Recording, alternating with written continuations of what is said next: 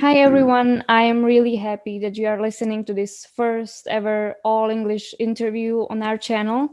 As we wrote on our Instagram, we decided to switch to English because of a very important guest we have here today.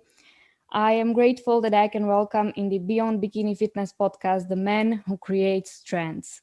He's a part of almost every international competition and he's an inseparable part of the IFBB family.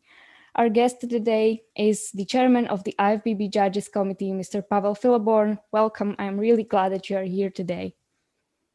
Hello, everybody. I am very pleased just to update a little bit our listeners about the IFBB rules, about all the questions that you're going to raise to me. Welcome. Many of us know that you did not start as a judge, but as a competitor. As far as I know, you even are a world champion in bodybuilding. So, how did you enter all this bodybuilding world? As many young men, I was fascinated about the musculature, about the strength. So I start my training when I was around 16, and I was always focused in bodybuilding without really knowledge about this discipline of sport. So during my few years training, I noticed that I was, let's say, strong in powerlifting concurrences. When I went to the Technical University of Warsaw, I was qualified to the university team in powerlifting, and I started to compete in powerlifting, and I reached 2 times the Polish champion title in the 90 kilo categories. But I never really trained powerlifting. It was always bodybuilding in my mind. So when I saw a Polish champion at that time, the best bodybuilder in Poland at that time, Pawel Przedlacki, I was really fascinated with his body.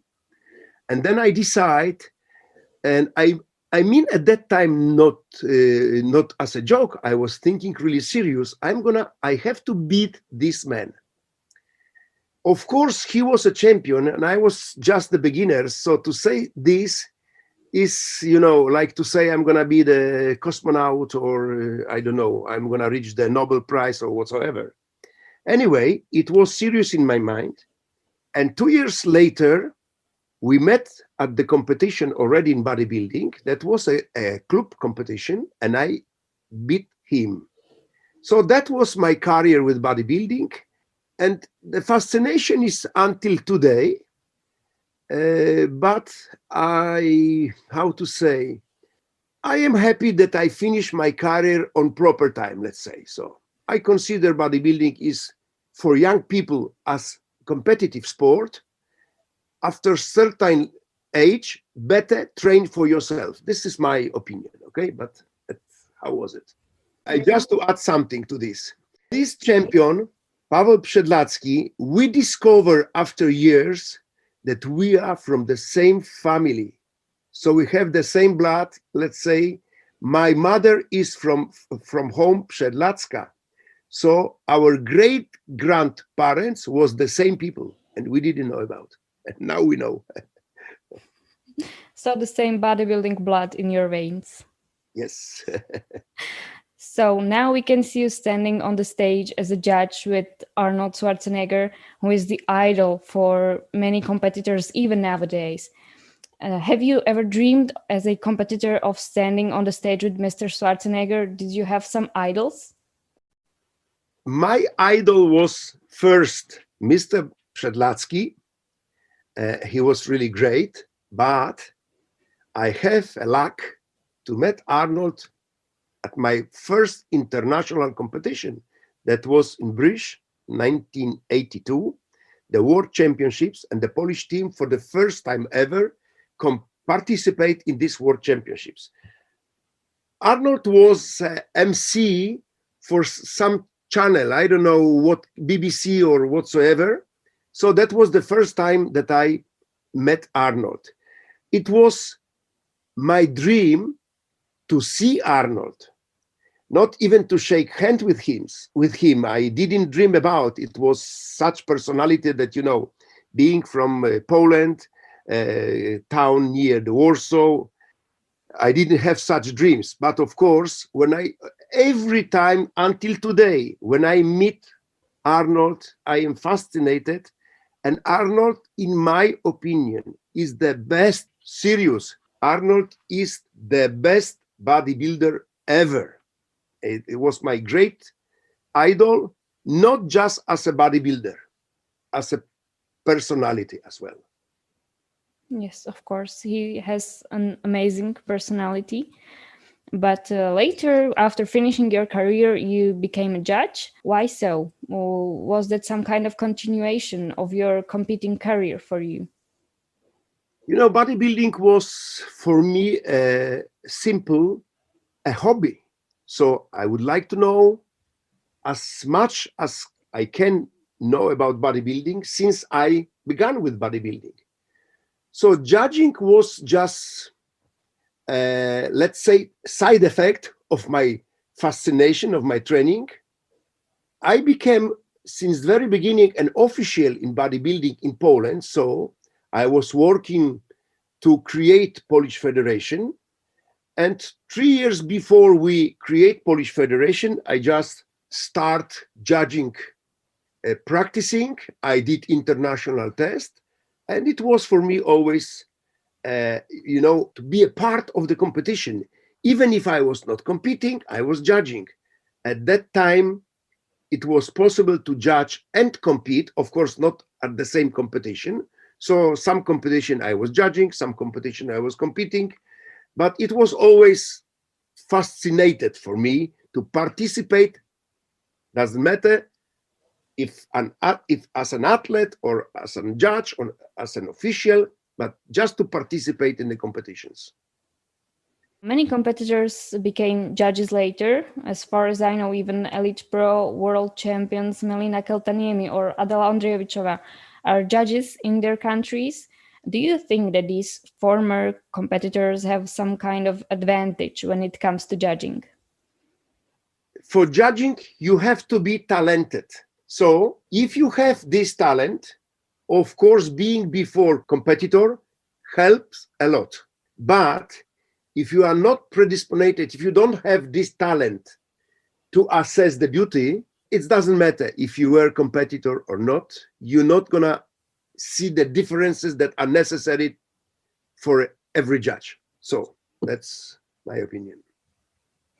What does this work contain? How does a competition day look like from the perspective of a judge? Competitions is always for the judges a challenge, especially the first part when you have a lot of competitors on the stage, and from 40 or 50 you have to choose 15, top 15 for the semifinal. Very important part of the competition because you understand your responsibility. Okay, so as I mentioned, it's always a challenge. What is very important for the judges, and sometimes they, let's say, forget about this. Every judge should know exactly schedule of the competition. So what's going on the stage, step by step. This knowledge eliminate a stress of the judges.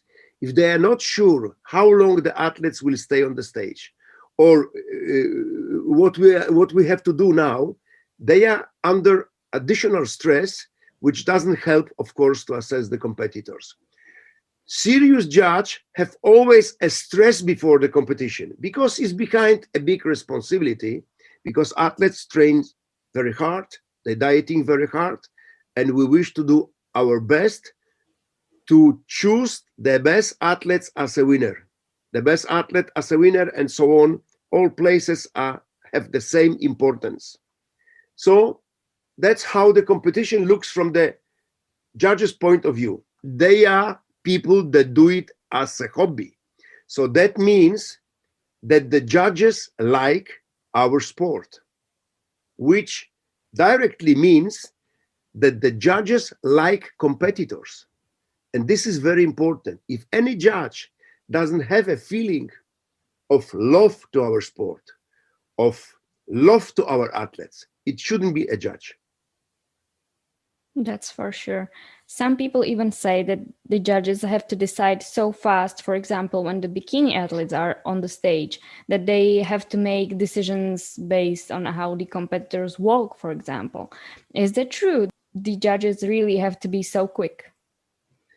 The judges have to be so quick, but believe me, walking play a very minimal role in the judging assessment. The judges have enough time to assess the competitors. So that's why every judge, even a great judge, cannot be a great without having experience. Experience helps a lot to be fast at the competition. So to be good, to have idea who is the best, but after 5 minutes be late, means that you are not qualified judge. The judges have to make a decision like in the IQ test. You have high IQ if you can do the test on time. So this is exactly the same with the judging. Experience, experience, experience. How to be experienced judge?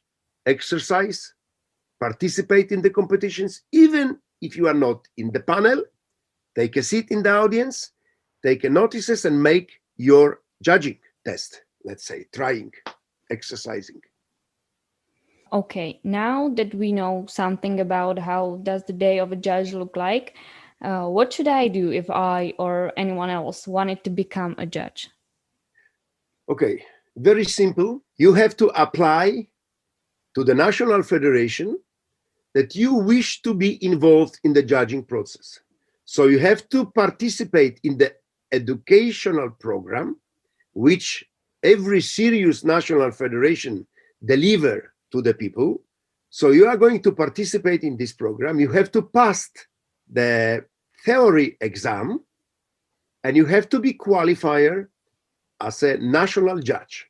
Then you have to participate in the national competitions as a judge.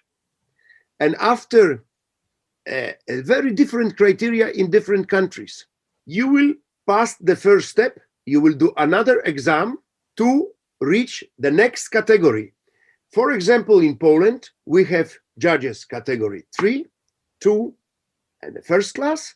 And after reaching all these three classes, you reach the level to be qualified for the exam for the international judge.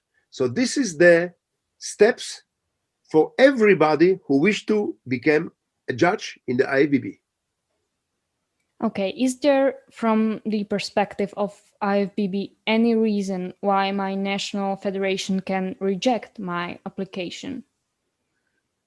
In general, we are not involved in the internal matter, but the national federation, of course, they can have reasons, connections with the drugs, criminal cases, attacking the federation, no good relationship with federation. Many reasons national federation can have to not apply, to not accept your application. But this is the internal matter, so it depends on the every national federation regulations, of course. When I want to become an international judge, there is some kind of test, as you mentioned. So how can I become an international judge? Yeah, first, this is only possible through the national federation. So the national federation depends on the regulations in the country, I mean in the national federation. Maybe you can be nominated straight for the test as international judge, but I doubt very much, because the national federation take care to nominate people that are already judges in the national level. So you have to apply to the national federation, and according to the national federation's regulations, they will inform you next steps. Anyway, those people who are qualified by national federation, they have to participate in the international practice test. That means that at the competition, you will receive the testing papers and you have to reach 80% of accuracy. You have to participate in the international judges seminar, and you have to pass theoretical exam as well. So this is how to become international judge. Photographers also participate at many competitions and they often see every detail of each competitor. Do you think that it would be possible for photographers to become judges? Very simply, every profession allowed people to apply for the judging test. So there is no limitation. Photographers, if they are doing picture, they understand more than regular people. They understand beauty. So if there is a photographer that is doing bodybuilding pictures, at least these photographers knows the moment in which athlete reach the proper pose to make the picture. So, but it doesn't mean that photographer, just because he's a photographer, is going to be a good judge. No, it can help, but maybe not. Anyway, everybody, doesn't matter what kind of profession, everybody can apply. Do you have some favorite categories that you enjoy judging or watching on a competition? No, my favorite to watching is bikini. It's the most beautiful category. Judging, the easiest criteria for me is bodybuilding. Maybe classic bodybuilding, because bodybuilding is not at the best moment nowadays. Maybe classic bodybuilding will be the easiest category for me to judge, and I like bodybuilding very much. But of course, the most enjoyment I have to watch bikini category. In the last few years, new categories were created, such as wellness, fitness, fit model, or classic physique, for example. How would you rate the level of these categories nowadays in the IFBB? Okay, so a very, very big progress I noticed in classic physique. So the athletes realize really what means classic physique in the IFBB regarding the vacuum pose. So we have less and less problem after disqualify few of athletes because of extended bellies. They notice, okay, if I have some problem with my belly, with my abdominals, then I have to jump to other class, not in classic physique. But anyway, even other categories, we are still very much concentrated to remove and to place down athletes with this body disadvantages, like extended belly.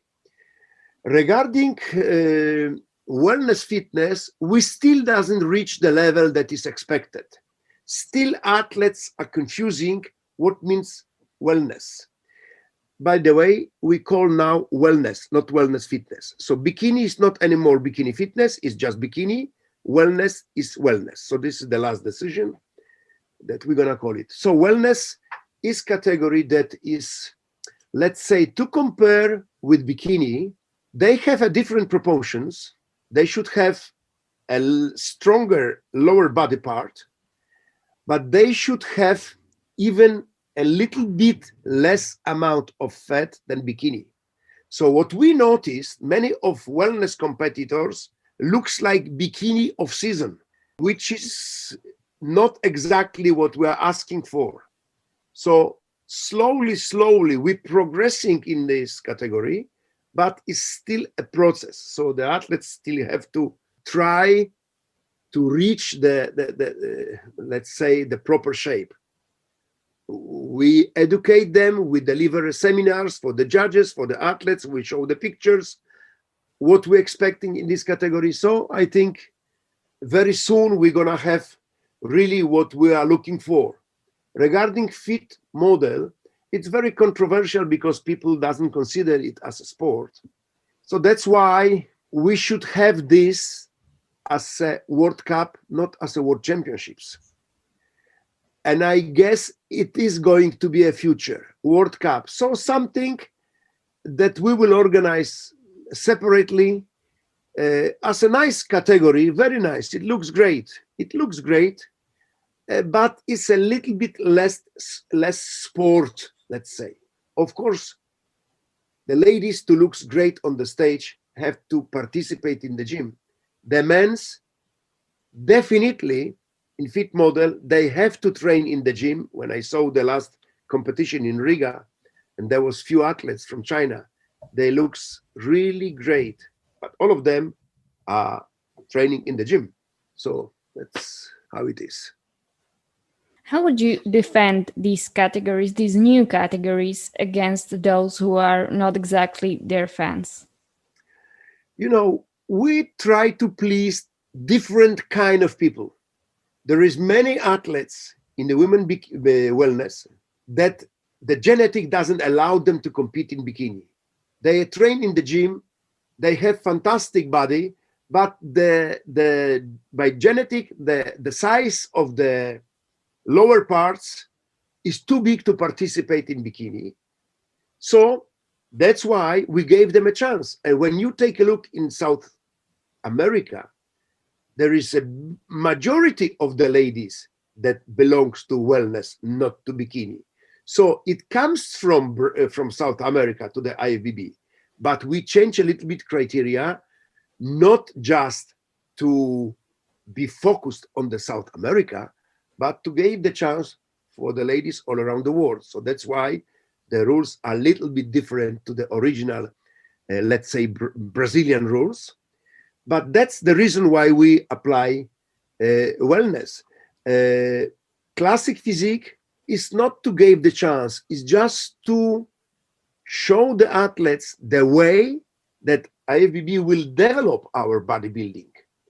We don't wish to harm the athletes accepting extended bellies on the stage. So this is the first step to give them a message. Listen, take a look. Those athletes are really big muscles, heavy musculature. Take a look, they don't have a bellies, so you don't need to do stupidity to let you destroy yourself. So this is just, let's say, a first step with our fight against body disadvantages. And fit model in theory was the category for the girls that are not able by the body construction or by their time possibility to train so hard to be at the bodybuilding stage, so like bikini or wellness or body fitness. So it's just relaxing category to see the beauty of the ladies. They are showing their body, so it's not, and there is a separate round. The judges assess their body. So the ones that are training in the gym at least a little bit have already advantage in this category. So simply, since Rafael Santoja became a president in 2006, the IFBB is completely different. IFBB is open the gate to the stage for a different kind of people training in gyms.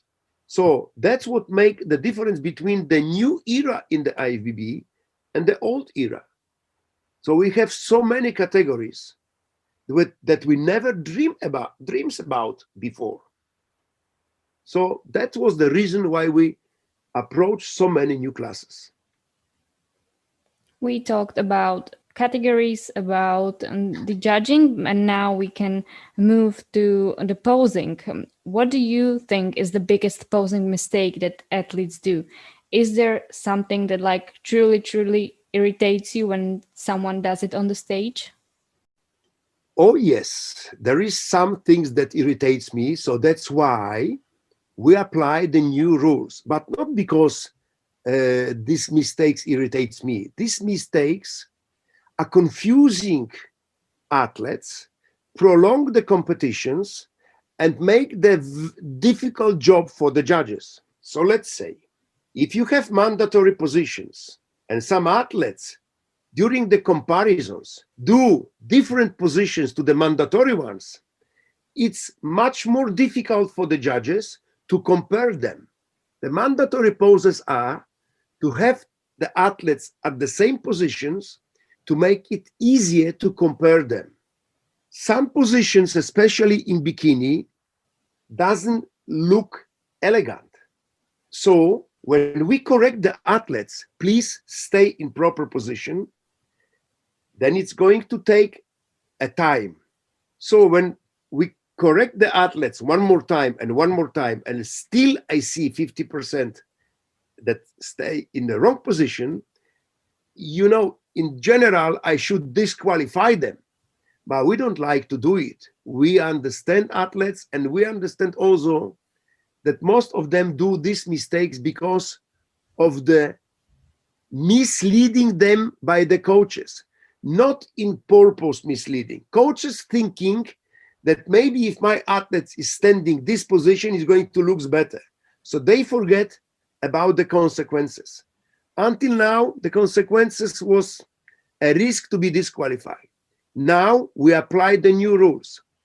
When the head judge warned the athletes about the position or doing wrong things on the stage, and the athletes will repeat one more time, the athlete will receive a yellow card. So the head judge will show to the athlete yellow card. One more warning, one more mistake regarding behavior on the stage, let's say posing, presentation, the athlete will receive a red card, which means that the statistician table will place them after the final results one place down. So it's a serious penalty, and I consider maybe we will have some problems the first year, but I hope nobody will receive the red card. The athletes will get the message, and I hope that they will never receive the red cards. We, of course, hope that there will be no red cards too. How important is posing when it comes to the final placement? Can it really make that big difference? Okay, let's precise what we means under posing. I consider a better word is presentation, because posing many people understand as a routine, and in general posing is a competition. So what the athletes are doing on the stage, they are pose. So this is a presentation. It's easier to understand. Presentation have a very, very important influence on the final score, because what you really do on the stage, you do the competition is presentation. So you are prepared for the competition at home, so you can't change your body on the stage with training, because training is already done. You have muscles, you have definition, you can't change it, but you can change the judge's perception, because your place is depend how the judges see you. So if you don't know how to show your body in the proper way, how to show your body maybe better than the body is, this is possible. During the presentation, you can magic the judges, let's say. But if you don't know how to do it, they're gonna place you down. So it's not enough to tell them, listen, I have good muscles. Okay, but I didn't show it. So you have to show me. So presentation can make changes few places even. Not just one place. Can be different of few places. Very, very important. It should be part of the preparation. The athletes should train presentation not only because before the competitions, because it's not enough time. They have to put it in the blood, so which is only possible starting half year before the competition. Every training, every second training, a little bit, enough. Yes, I agree with that. So let's talk about the bikini division. You are the man who creates trends that we so often talk about. You give us these little hints at every competition so we know what's really preferred. What are the current trends in the bikini fitness, in your opinion? To be precise, I am participating of the team working to create the trends. So we have IFBB team, we create the trends, and I am the one that in behalf of the IFBB show and explain this to the coaches, to the athletes. So the trend is from the very beginning the same. The only differences appear if by particular situation the winner is the athlete in bikini that doesn't reflect really the category. Can happen that sometimes because of the situation, the lady that looks great but is a little bit too muscular take a first place. So immediately everybody consider, oh, she is a champion, let's follow her. This is a mistake. Trends are since the very beginning the same. I know that the situation changed a little bit because the girls are a little bit more muscular, but this is a natural tendency. Our duty is to protect the category. To protect bikini category is to keep bikini as bikini, means beautiful proportions, beautiful body in general, very feminine, a proper amount of fat, no way to talk about definition, is just reduce fat body very much, but it's not definition, and femininity. So if the ladies become to be close to body fitness, bikini ladies, this is already a warning message to the judges.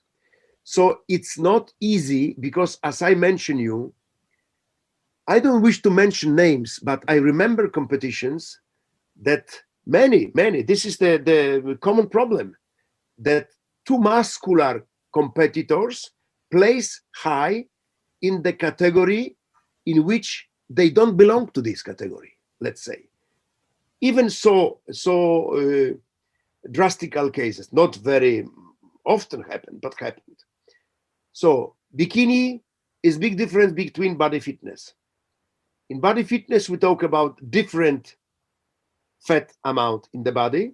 The ladies should have a definition, not definition like bodybuilders, never. Definition is a killer for the ladies, killer of the beauty. So I am very much against a hard definition in the ladies categories. But bikini is to assess bikini and to say about the trend. Trend is the same as I mentioned. Beautiful body, very nice proportion, and the common mistake which destroy the feeling about the bikini is the lat spread pose. There is no lat spread pose in bikini. So if they stay front on back position, they should stay relaxed because the proportions the judges see without spreading lat. There is a wide of shoulders, a small waist. You don't need to show the lat to show the proportion. So this is the common mistake, and this is against the rules. So we are going to take care of it. In the very beginning, nobody did it. Now, because of the coaches that are involved in bodybuilding and in body fitness as well, they consider, okay, let's advise our competitors to spread the lat, they will look bigger. No, it's not. We're not talking about the size. And since we will accept the lat spread, the ladies will consider this is important, and they will train extraordinary to have a big lat, which is not a case of bikini, in our opinion. So I guess this shows you more or less how we consider bikini category. Yes, of course. As we know, bikini fitness has entered the IFBB world in 2011. Could you name your top 5 or top 3 competitors in this category over the years from the beginning? You know, maybe it is because of many competitions that I have to judge. But I am happy to tell you that I don't remember the names. My duty is to not have the names in my memories. I see on the stage athletes with the numbers. That helped me a lot to be a head judge. Believe it or not, many times I have no idea who is the competitor from Poland. Some of them I know, of course, but many of them I don't know. This is very helpful for this position. So really, I remember few names. I just remember. If you insist me, I remember very well a fantastic presentation from Putrova from Russia. She was the first one that was discreet on the stage with the grace and elegance, and she was a champion. But many of them, and Putrova was a good example. She didn't spread a lot, as I remember, and she was an overall champion. So many competitors are as good as Putrova or better. Is excellent category bikini. We see many girls from the different countries. Okay, what do you think? Who is the example of a perfect bikini competitor nowadays? Is it still Olga Putrova for you? Putrova it looks really good, but when I prepare my presentations, I remember my doubts regarding I guess it's Galina, or I don't remember the first name, Maslovskaya from Russia. And I was thinking, my goodness, is she bikini or not anymore? So from the front position, she's, let's say, a minimal fat amount that is accepted in bikini. But from the back side, she doesn't have a big muscles on the back. So she is bikini. And she have fantastic proportions, and she have amazing presentation. So if I will have to choose today, maybe Maslovskaya will be the best for me, because she have this let's say beautiful muscle shape. She's on the limit, so no single gram of muscles more, no single gram less of body fat. So this is what we accept as a maximum muscularity and a maximum definition. Let's say we should use not the word definition in bikini, but yes, I think if I have to say the name, there is many beautiful competitors, but I guess I will say this is the favorite one. We do agree with you with this statement. So And people talk. excuse me, as you hear, some names I remember. People talk a lot about the Elite Pro division. As far as I know, Galina also chose to move to the Elite Pro division. I personally can see that the level is higher and higher every year, and I think that last year's Elite Pro World Championship are a proof of this.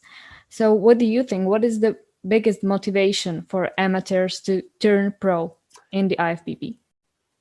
I was thinking about, if I will be amateur competitor, will I move to pro or not? I consider people have a profit to have a pro license that help them with the personal trainings. This help them to make the money. Our society in a different area consider pro as something very special, as something really professional. So people consider, okay, if the athlete have a pro license, he should have a pro knowledge as well, which is not same, of course. But maybe this is the motivation. The motivation is also to belong to elite. This is as well a motivation. And as well, some prize money is another motivation. But it's very individual. Anyway, the fact that some athletes move to elite means that they wish to do it. So the motivation is so strong to do it. Yes. What do you think about the opportunity that the IFBB started giving to the amateur athletes who win the Elite Pro cards?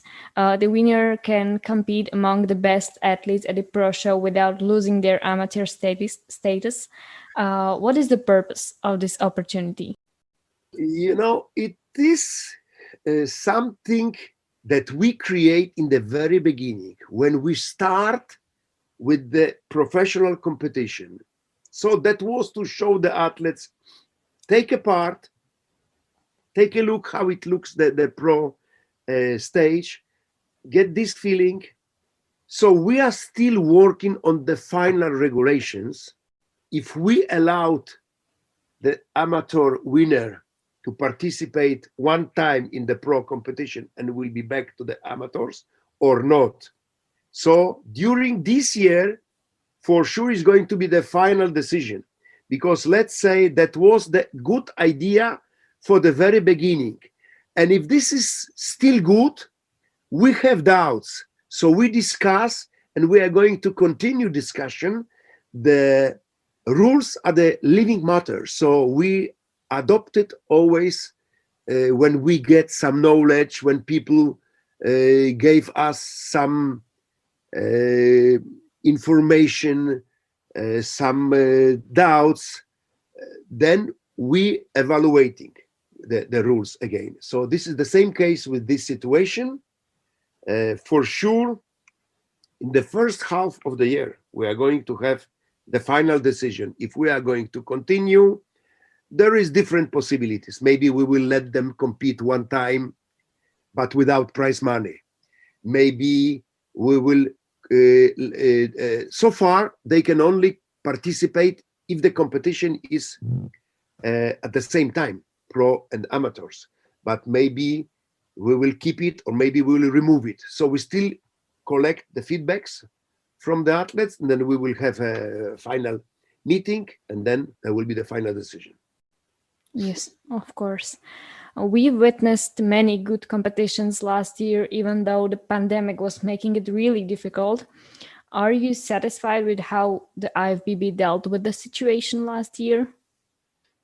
You know, I'm excited about this, what the IFBB did, because we are a really exception.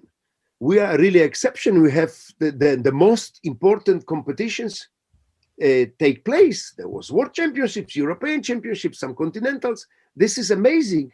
You know, it's not a secret that is because of the President Santoja. He has his connections, and he used up to the maximum his connections to make it happen.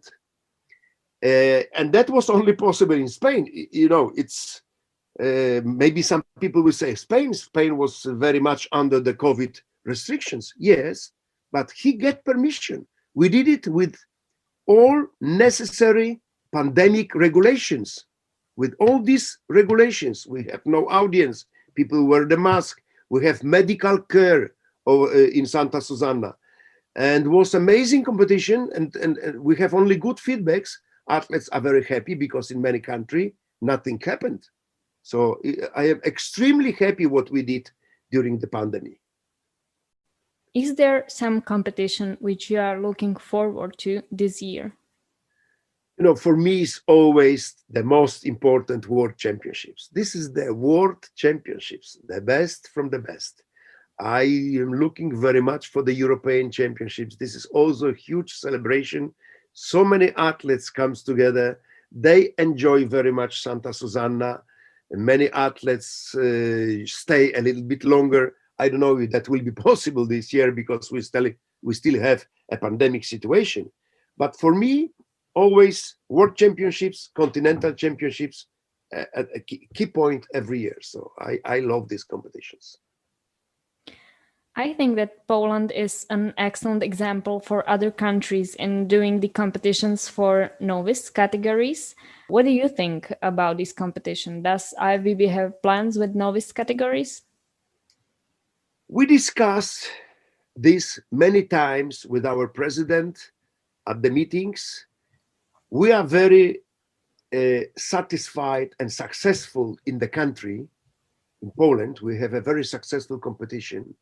But I have a personal doubt that will be possible international. To have a novice international, we should be sure that we have just the novice at the stage. And this is almost impossible to control because people compete in the country. Some country, a serious federation will provide us the novice athletes. Some countries, maybe not. So this is very, very difficult. And personally, I don't believe of success as international competition for novice. I don't believe very much, but maybe we will find a formula that will please everybody, and that will be an objective formula to have a novice competition. IFBB is open, we discuss, and we still don't have a final decision. So we are looking for formula that will allow us to control if the athlete is really novice or not. But it's Yes. a nice concept. It's a very nice concept. Of course. So we will end this interview with a special question. We can see the information about Mr. and Mrs. Universe competition on the IFBB website.